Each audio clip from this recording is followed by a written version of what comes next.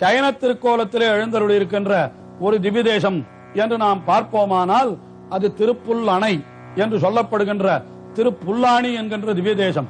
இது வெண்ணாத்தங்கரையிலே அமைந்திருக்கிற திவ்யதேசம் என்றால் அது சேது கரையிலே சமுத்திரக்கரையிலே எழுந்தருளியிருக்கின்ற ஒரு திருக்கோலமாகும். அது அதாவது சக்கரவர்த்தி திருமகன் சமுத்திரராஜனை நோக்கி சரணாகதி செய்தான். இந்த சமுத்திரத்தை தாண்டி என்னுடைய வானரங்களோடு நான் இலங்கைக்கு செல்வதற்கு நீ வழிவிட வேண்டும் என்று வேண்டிக் கொண்டு சமுத்திரராஜனை வேண்டிக் கொண்டு அங்கே ஒரு தர்ப்பம், அதாவது தர்ப்பத்தை படுக்கையாக அமைத்துக் கொண்டு அதிலே அவன் 3 நாள் உபவாசம் இருந்து சரணாகதி செய்தானாம். ஆகையினாலே அந்த இடத்திற்கே தர்ப்பசயனம் என்றே பெயர் ஏற்பட்டது. அப்படிப்பட்ட தர்ப்பசயனத்திலே எழுந்தருளியிருக்கின்ற எம்பெருமான் அவன்தான் தர்ப்பசயன ராமன், திருப்புல்லணை சக்கரவர்த்தி திருமகன் என்று அங்கே அந்த எம்பெருமான் எழுந்தருளியிருக்கின்றான். அங்கே மற்றொரு சன்னதியும் அமைந்திருக்கிறது. அங்கே ஜெகநாத பெருமாள் என்கின்ற எம்பெருமான் எழுந்தருளியிருக்கிறார். ஜெகநாதனால் உலகுக்கெல்லாம் நாதன் என்பது அவனுடைய பொருள், அந்த திருநாமத்திற்கு பொருள். அப்படி உலகுக்கெல்லாம் நாதனான எம்பெருமான் ஒரு சமுத்திரராஜன், அதாவது இவனுடைய ஆணைக்கு கீழ்ப்பட்டவனான அந்த சமுத்திரராஜன் அவனிடத்திலே போய் வழிபட வேண்டும் என்று கெஞ்சியதாக அங்கே ஐதீகம் சொல்லப்படுகிறது. அந்த கிரமத்திலே பார்க்கிற பொழுது ஜெகநாதன் என்பது அவனுடைய மேன்மையையும் அந்த திருப்புல்லணையிலே எழுந்தருளியிருந்த அந்த தர்ப்பசயன ராமன் என்கின்ற சக்கரவர்த்தி திருமகன் அது அவனுடைய எளிமையையும் காட்டுகின்றது.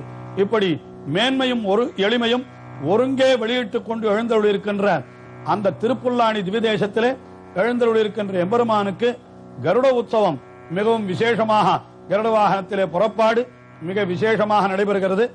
அந்த திருக்கோலத்தையும் இப்பொழுது நாம் சேவித்து மகிழ்வோம்.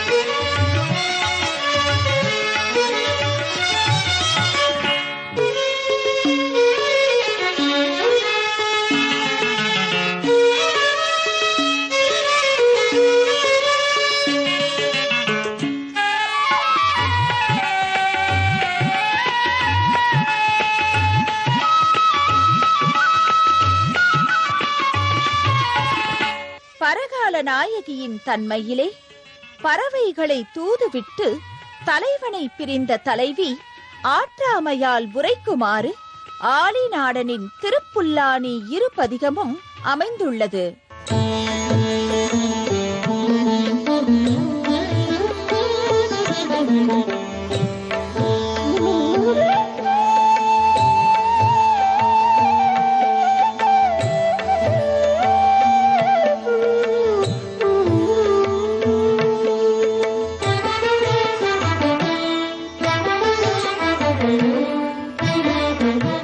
மனமே தொழுது எழு, நெஞ்சே உருகி நினை, என்னை கண்டு தன் அழகை காட்டி நின்ற எம்பெருமானிடம் தோழியே நீ சென்று உரை, என்னை பிரிந்து அகன்ற எங்கள் ஈசனிடம் எனதாவி தளரும் என எனக்கு அன்பு தந்தானிடம் சென்று என் பிரிவாற்றாமையை சொல்.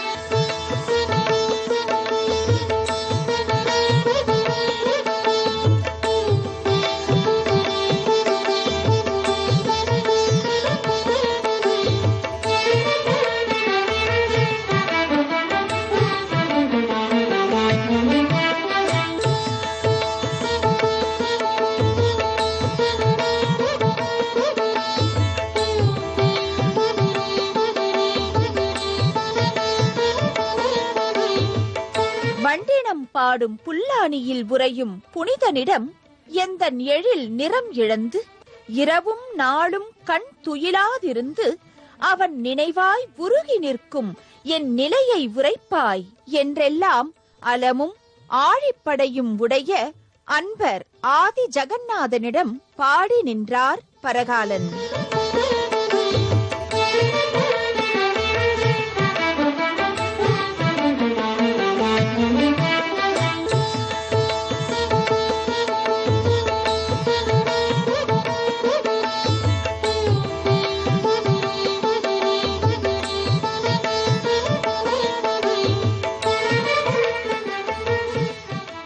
அன்னமாய் உருவெடுத்த ஆதிபிரானின் மூவடி மண்ணளந்த சரிதம் கேட்டு அவன் பொன்னங்கழல் காண ஆவலாய் உள்ளதாக புள்ளினங்கடை தூது விடுகிறார்.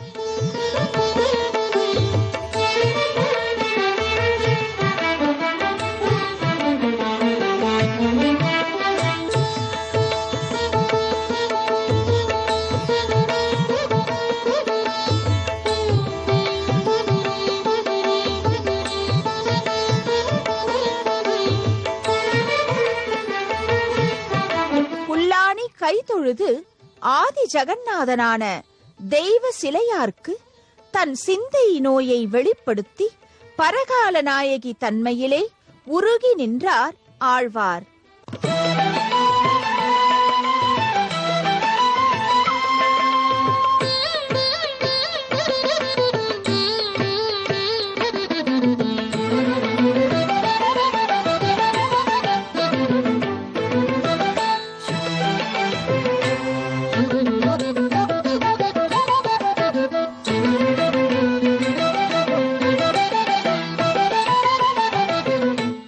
அந்த ஆதி ஜகந்நாதனே புள்ளின் அரசனான கருடன் மீது அமர்ந்து புல்லாணி பக்தர்களுக்கும் தன் திருவருளை வழங்குகின்றார்.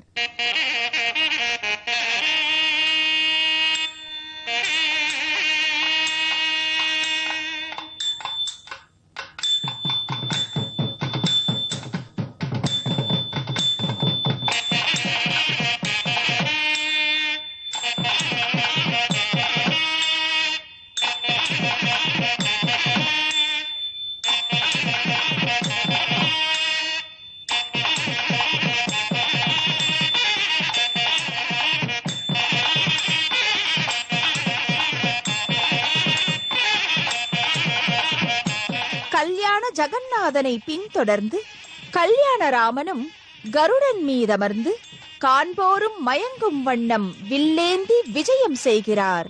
வில்லிற்கு சிலை என்ற பெயரும் உண்டு. சிலையாளா மரமெய்த திரளாளா என்றெல்லாம் ராமனின் வடிவழகை திருவாலியில் கண்டவர் ஆழ்வார். எனவே தெய்வச் சிலையார் என ஆழ்வார் திருப்புல்லாணியில் பாடியதற்கேற்ப கருடன் மேல் அமர்ந்து வரும் கல்யாண ஜகந்நாதனும் கல்யாணராமனும் பொருத்தமானவர்களே. இரண்யனை அரியுருவாய் கீண்டு அருள் தந்த ஆதி ஜகந்நாதனை ஆளி நாடனின் தமிழ் கொண்டு அகம் மகிழ்ந்து தரிசிக்கின்றோம்.